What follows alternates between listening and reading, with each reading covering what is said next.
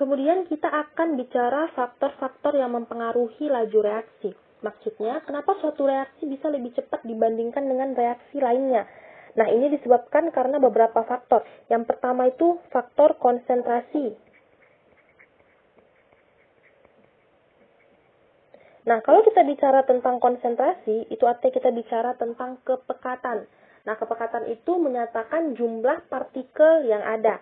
Jadi misalnya gini, ada dua wadah. Ini saya misalkan wadah 1 dan ini wadah 2. Nah, kedua wadah ini memiliki volume yang sama, berisi gas yang sama juga. Nah, tetapi konsentrasinya berbeda. Konsentrasi di wadah 1 itu lebih besar dibandingkan konsentrasi di wadah 2. Itu artinya jumlah partikel yang ada di wadah 1 itu juga lebih banyak dibandingkan jumlah partikel yang ada di wadah 2. Nah, seperti ini. Masih ingat kan sebelumnya bahwa cara terjadinya suatu reaksi itu didahului dengan tumbukan antar partikel.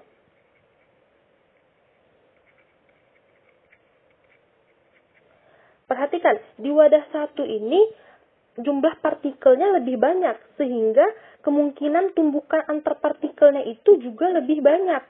Nah, karena tumbukan antar partikelnya lebih banyak, maka kemungkinan terjadi reaksinya juga lebih banyak. Sehingga laju reaksinya juga akan semakin besar atau semakin meningkat. Jadi kesimpulannya gini, jika konsentrasi suatu reaktan diperbesar, maka lajunya juga akan semakin besar atau semakin meningkat. Oke, sekarang faktor yang kedua yaitu luas permukaan tumbukan.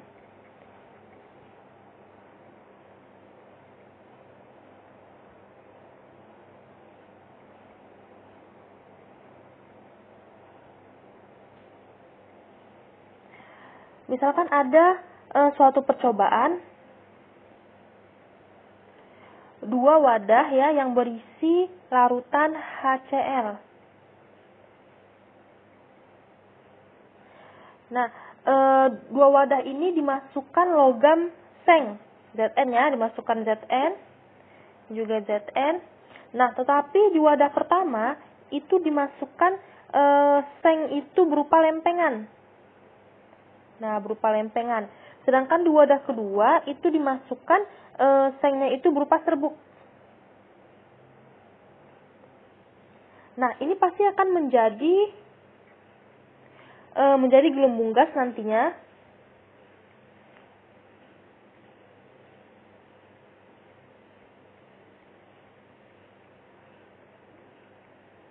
Nah, seperti ini. Nah, tapi yang membedakannya di mana? Di wadah kedua itu reaksinya akan lebih cepat. Sedangkan di wadah pertama itu reaksinya akan lebih lambat.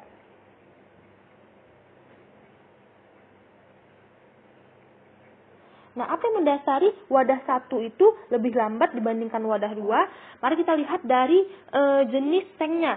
Nah, untuk jenis seng yang pertama itu kan berupa lempengan ya. Untuk yang kedua itu dia berupa serbuk. Nah, yang berupa serbuk ini dia sudah siap untuk bertumbukan. Jadi orientasi tumbukannya lebih besar antara partikel yang satu dengan partikel yang lain. Karena luas permukaannya itu kan lebih besar. Maka dia tumbukan antar partikel yang satu dengan yang lainnya itu akan semakin besar. Siap dia untuk bertumbukan satu sisi dengan yang lainnya. Karena area tumbukannya juga lebih besar. Nah, sedangkan untuk yang lempengan ini, dia area tumbukannya itu hanya di permukaan-permukaannya saja, seperti ini. Nah, dia hanya di permukaannya saja. Beda dengan yang serbuk ini. Di setiap permukaannya banyak dia orientasi tumbukannya. Nah, jadi lebih cepat dia mengalami laju reaksi. Karena luas permukaannya lebih besar. Jadi, intinya itu jika luas permukaannya lebih besar, luas permukaan lebih besar, maka laju reaksinya juga akan semakin besar. Faktor yang ketiga yaitu faktor katalis atau katalisator. Nah, jadi katalis ini adalah zat yang ditambahkan di mana zat tersebut dia dapat mempercepat laju reaksi.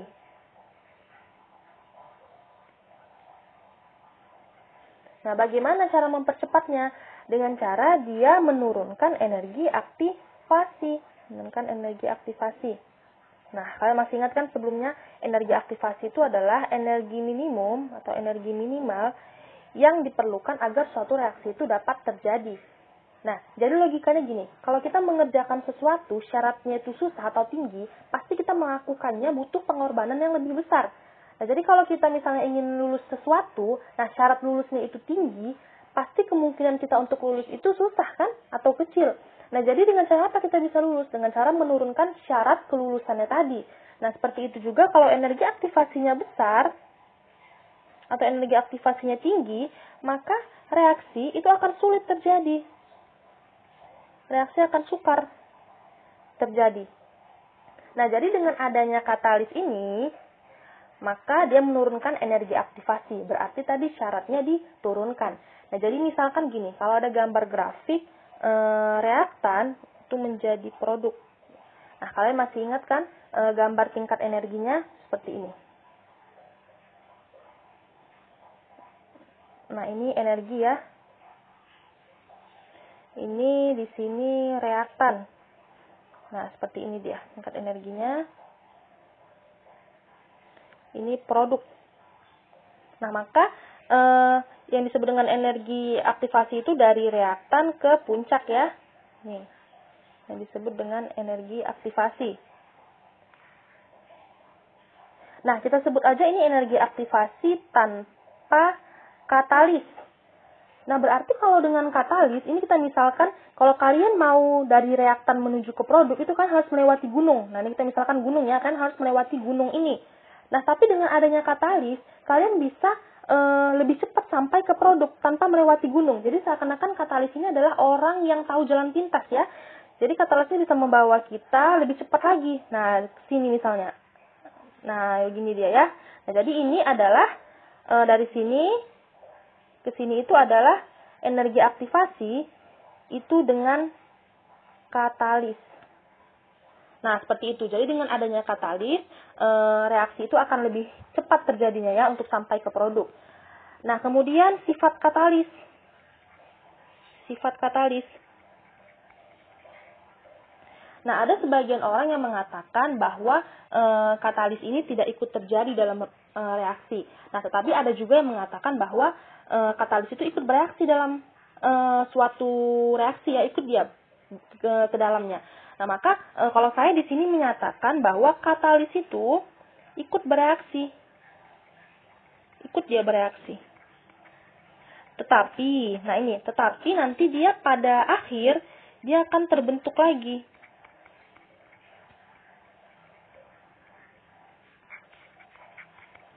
Nah, jadi contohnya misalkan seperti ini.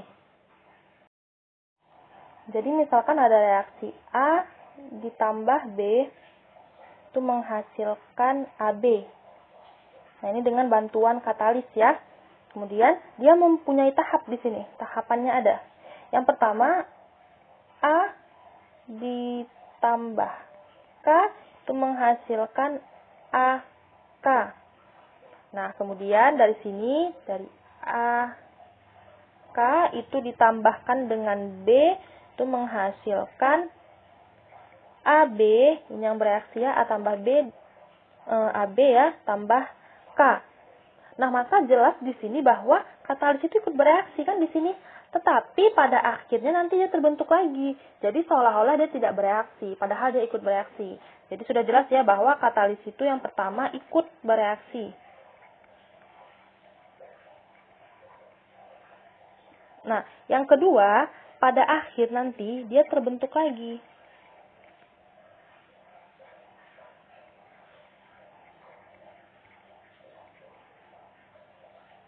Oke, seperti itu. Kemudian faktor yang terakhir, atau faktor yang keempat adalah faktor suhu. Nah, di mana suhu ini lambangnya T besar. Nah, jadi suhu ini berpengaruh itu terhadap gerak partikel.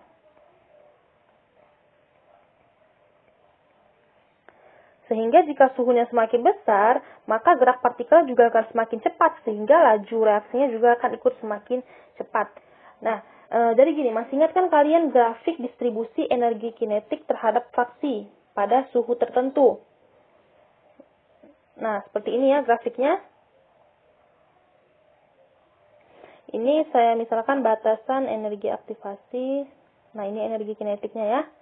Nah, maka yang ini, sebelah sini, itu adalah partikel yang energi kinetiknya itu lebih besar dibandingkan energi aktivasi.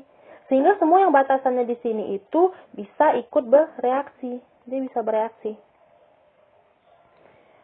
Nah, tapi kalau misalkan ada grafik distribusi energi kinetik terhadap fraksi itu pada dua suhu ya. Nah, misalkan ini yang pertama, ini suhu 1 terhadap suhu 1.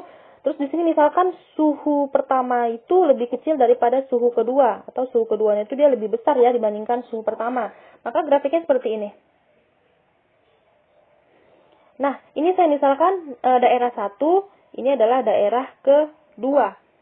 Maka untuk daerah pertama itu adalah daerah di mana partikel energi kinetiknya itu lebih besar dibandingkan energi aktivasi itu pada suhu pertama. Nah, kalau partikel energi kinetik lebih besar dari energi aktivasi pada suhu kedua itu daerah yang batasannya 1 dan 2. Nah, jadi seperti itu. Sehingga untuk di daerah 1 dan 2 ini, itu untuk energi kinetiknya lebih besar dibandingkan energi aktivasi pada suhu kedua. Tapi untuk daerah pertama ini hanya pada suhu pertama aja. Sehingga kalau suhunya makin besar, maka banyaknya partikel yang memiliki energi kinetik lebih besar dibandingkan energi aktivasi itu jauh lebih besar pula. Sehingga dapat kita simpulkan bahwa kalau suhunya itu semakin besar, maka kecepatan reaksinya juga akan semakin besar. Oke, jadi itu dia 4 faktor-faktor yang mempengaruhi laju reaksi. Yang pertama tadi konsentrasi, yang kedua luas permukaan. Oke, baik. Sebelum kita masuk ke persamaan laju reaksi, saya mau membahas sedikit pengaruh suhu terhadap laju reaksi. Nah, itu dirumuskan dengan V1 sama dengan V0 dikali N pangkat T2 dikurang T1 per delta T. Nah, tapi kalau yang ditanya adalah waktunya, maka T1 sama dengan T0 kali 1 per N pangkat T2 kurang T1 per delta T. Kenapa 1 per N? Karena kan laju reaksi itu kan rumusnya 1 per T. Nah, jadi 2 ini ya rumusnya. Nah, V1 ini adalah kecepatan akhir, V0 itu ada kecepatan awal, N ini adalah kelipatan cepatnya laju reaksi. Nah, T2 ini suhu kedua, T1 suhu pertama, delta T ini adalah kenaikan suhu. Sama ya, untuk T1 adalah waktu akhir, T0 itu waktu awal, N tadi kelipatan ya, kelipatan cepatnya laju reaksi, kemudian T2 suhu kedua, T1 suhu pertama, delta T itu kenaikan suhu. Nah, kalau di soal tidak diketahui berapa nilai N dan delta T-nya, itu umumnya untuk setiap kenaikan 10 derajat Celcius, artinya delta T-nya itu 10 derajat Celcius. Itu dia laju reaksinya menjadi 2 kali dia lebih cepat dari waktunya. Itu artinya N-nya sama dengan 2. Nah, maka kalau di soal tidak diketahui berapa delta T-nya, berapa N-nya, maka yang dipakai delta T-nya adalah 10 dan N-nya adalah 2. Seperti itu. Nah, selanjutnya kita akan bahas contoh-contoh soalnya. Ini dia, suatu reaksi berlangsung 2 kali lebih cepat setiap kali suhu dinaikkan 10 derajat Celcius. Jika laju suatu reaksi pada suhu 25 derajat Celcius adalah X meter per sekon, berapakah laju reaksi pada 55 derajat Celcius? Nah, berarti di sini yang diketahui V0-nya ya, V awalnya, dan yang ditanya adalah V yang akhir, karena katanya kan berapa laju reaksi pada 55 derajat Celcius, itu berarti yang udah terakhir ya. Berarti V1 kita masukkan saja ke rumus, sama dengan V0 dikali N pangkat T2 dikurang T1 per delta T. Nah, V1 sama dengan V0-nya berapa? Ini ya, X tadi ya, X meter per sekon. X dikali N-nya 2, karena katanya 2 kali lebih cepat. Jadi kecepatan reaksinya itu 2 kali. 2 pangkat suhu keduanya ini 55 derajat Celcius, 55 dikurang T1-nya ini ya 25 setiap kenaikan ini 10 derajat Celcius.